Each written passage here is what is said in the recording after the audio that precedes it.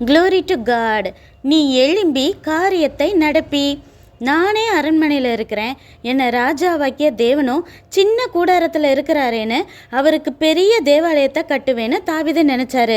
ஆனால் சாலமோன் தான் தனக்கு ஆலயத்தை கட்டணும்னு சொன்ன பிறகு தாவீது சாலமோன்ட்ட மிகப்பெரிய தேவாலயத்தை கட்டணுங்கிற தேவ திட்டம் ஓ மேலே தான் இருக்குது, அதுக்கான பொண்ணும் பொருளும் குமிஞ்சிருக்கு, இளைஞனான எனக்கு என்ன தெரியும்னு பயப்படாமல் தேவன் உன் கூட இருந்து எல்லாவற்றையும் ஆசீர்வதிப்பான்னு புரிஞ்சு நீ எழும்பி காரியத்தை செய்ய ஆரம்பின்னு உற்சாகப்படுத்தின தாவீதை போல தேவ சித்தம்னு தெரிஞ்சும் திருமணம், வேலை, பிஸ்னஸை ஆரம்பிக்க தயக்கத்தோடு இருக்கிற ஒவ்வொருத்தரையும் உற்சாகப்படுத்தும்படி தேவன் சொல்கிறார்.